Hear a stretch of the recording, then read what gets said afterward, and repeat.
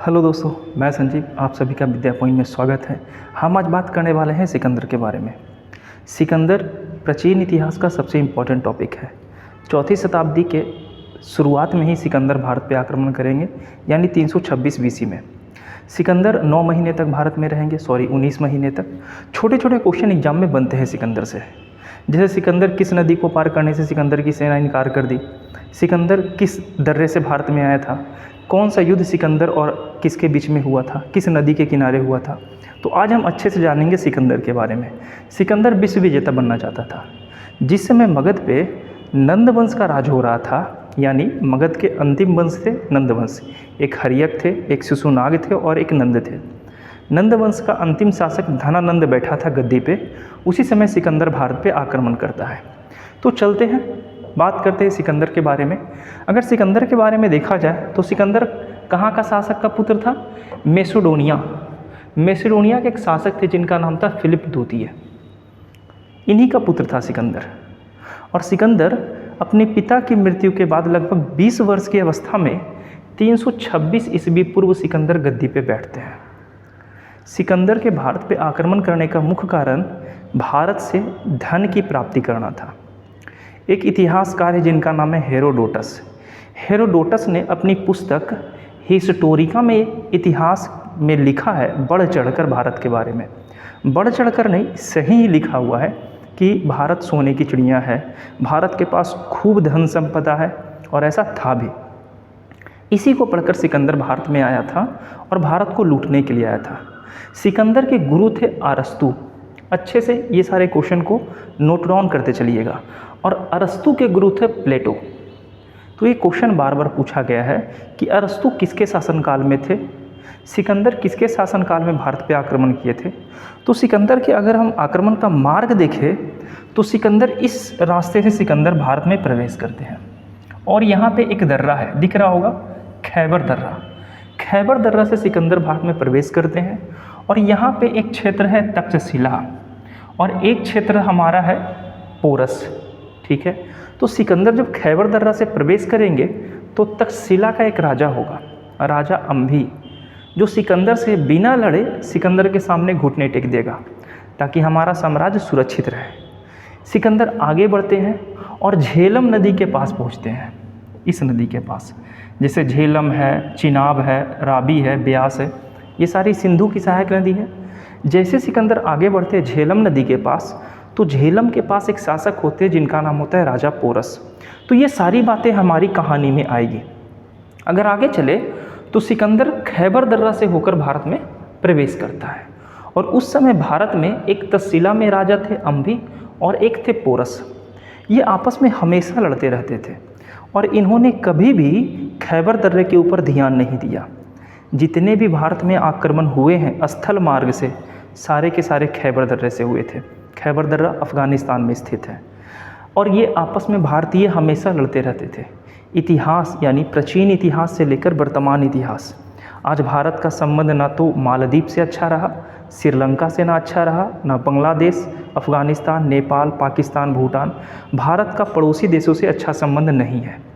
ये इतिहास में भी होता रहा था और इसका फ़ायदा हमेशा विदेशी उठाए हैं। सिकंदर भी इसका फ़ायदा उठाते हैं और बिना कुछ किए सिकंदर भारत में प्रवेश करते हैं। जैसे ही सिकंदर का सामना तक्षशिला के शासक अम्भी से होता है, अम्भी सिकंदर के सामने घुटने टेक देता है। लेकिन सिकंदर आगे बढ़ते हैं तो एक शासक मिलता है जिनका नाम होता है राजा पोरस। और युद्ध होता है हाइडेस्पीच का। हाइडेस्पीच का युद्ध बितस्ता के युद्ध के नाम से जाना जाता है। राजा पोरस जो होते हैं वो सिकंदर का सामना जरूर करते हैं, बशर्ते वो हार जाते हैं। राजा पोरस जो हैं सिकंदर को कड़ा टक्कर देते हैं, परंतु सिकंदर से हार जाते हैं। सिकंदर राजा पोरस का साहस को देखते हुए राजा पोरस के पूरे साम्राज्य को वापस कर देते हैं। और हाइडेस्पीच का युद्ध कहाँ हुआ था? तो ये बार बार पूछता है, झेलम नदी के किनारे हुआ था। जब ये युद्ध हार जाते हैं राजा पोरस, तो राजा पोरस सिकंदर को समझाते हैं कि उत्तर के क्षेत्र में, खास करके पूर्व के क्षेत्र में जिधर आप बढ़ रहे हो, उस साइड में एक शासक है जो नंद वंश राज्य कर रहा है। और नंद वंश का अंतिम शासक था धनानंद। धनानंद की सेना काफ़ी विशाल थी। उसके 2 लाख तो पैदल सेना थे, 6000 हाथी था 12,000 घुड़सवार थे, विशाल सेना थी। और सिकंदर को इसके बारे में जानकारी राजा पोरस भी देते हैं और तक्षशिला के राजा अंभी भी देते हैं। फिर भी सिकंदर आगे बढ़ने को तैयार था। सिकंदर पीछे हटना नहीं चाहता था, लेकिन कारण ये हुआ कि सिकंदर की सेना खुद पीछे हट गई। भारतीय राजा ने बहादुरी और साहस का प्रभावित होकर सिकंदर ने राजा पोरस के राज्य को वापस कर दिया और सिकंदर राजा पोरस को अपना मित्र बना लिया। अब अगर आगे बात करें, सिकंदर की सेना ब्यास नदी को पार करने से इनकार कर दी। अच्छे से याद रखिएगा, एक हमें मिला झेलम नदी, तो झेलम नदी के किनारे हाइडेस बीच का युद्ध हुआ है, जबकि ब्यास नदी को सिकंदर की सेना पार करने से इनकार कर दी। इसका मुख्य कारण क्या था? इसका मुख्य कारण तो ये था कि सिकंदर जब से निकला था अपने क्षेत्र से, तब से लगातार युद्ध में व्यस्त था। तो सिकंदर की सेना थक चुकी थी, रोगग्रस्त हो चुकी थी, घर का याद आ रहा था, और आगे जो राजा बैठे हुए थे उसके साहस के बारे में कहानी सुन रखा था सिकंदर की सेना। इसलिए सिकंदर की सेना आगे जाने से मना कर दी है, परंतु उसकी सेना उसका साथ देने से इनकार कर दी। कारण था लड़ते लड़ते थक जाना, बीमारियों से ग्रसित हो जाना। अब ये सिकंदर देखकर काफ़ी उदास हो जाता है। मगध पर नंद वंश का शासन था, उसकी सेना सिकंदर की सेना से कहीं ज़्यादा विशाल थी और सिकंदर को चुटकियों में मसल दिया जाता अगर सिकंदर आगे बढ़ता तो। लेकिन फिर भी सिकंदर डरते नहीं हैं। जब सिकंदर की सेना सिकंदर का साथ छोड़ते हैं तो सिकंदर कहते हैं कि मैं उन दिलों में उत्साह भरना चाहता हूँ जो निष्ठाहीन और कायरतापूर्ण डर से दबे हुए हैं। मैं उन सारे दिलों में उत्साह जगाना चाहता हूँ जो डर चुके हैं। और सिकंदर ये भी बोलते हैं कि मैं कभी अपने जीवन में किसी भी युद्ध में नहीं हारा, लेकिन मैं अपने ही सैनिकों से हार गया। सिकंदर भारत में लगभग 19 महीने तक रहा था। अच्छे से ये की पॉइंट को याद रखिएगा, बार बार ये क्वेश्चन पूछता है, सिकंदर कितने महीने तक भारत में रहा था। 326 बीसी में सिकंदर भारत में प्रवेश करते हैं और 325 बीसी में सिकंदर भारत को छोड़ देते हैं। आगे चलते हैं, थोड़ी सी बातें और कर लेते हैं। वापसी के समय सिकंदर की सेना सिंधु नदी के मुहाने पर 2 भाग में बट जाती है। एक भाग में का जल मार्ग था और एक स्थल मार्ग। जल मार्ग का रास्ता दिखा रहे थे नियाकर्स और स्थल मार्ग के थे क्रेटर्स। तो सिकंदर की सेना जब ब्यास नदी को पार करने से इनकार कर दी तो सिकंदर की सेना 2 भागों में बट गई। एक स्थल मार्ग से चली गई और एक जल मार्ग से, और सिकंदर खुद चले गए बेबीलोन यानी स्थल मार्ग से अपने मार्ग में लौट रहे थे।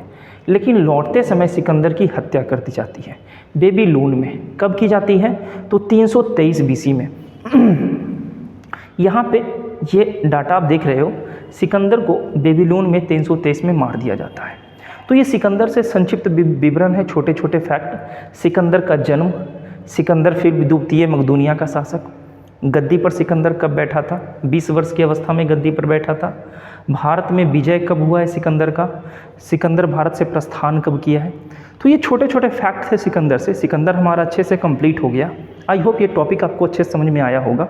अब मैं जाते जाते आपसे 1-2 मौखिक क्वेश्चन करता जा रहा हूँ, जिसका आंसर आप में कमेंट में करना। पहला, सिकंदर और राजा पोरस के बीच जो युद्ध हुआ था किस युद्ध के नाम से जाना जाता है और किस नदी के किनारे हुआ था। दूसरा, भारत में सिकंदर का सामना सबसे पहले किस शासक से हुआ था। और तीसरा, सिकंदर की सेना किस नदी से को पार करने से इनकार कर दी। ये तीनों क्वेश्चन का आंसर हमें कमेंट में करना। फिर मैं मिलता हूँ नए टॉपिक के साथ। पढ़ाई जारी रखिए, वीडियो को लाइक कीजिए, शेयर कीजिए। बाय।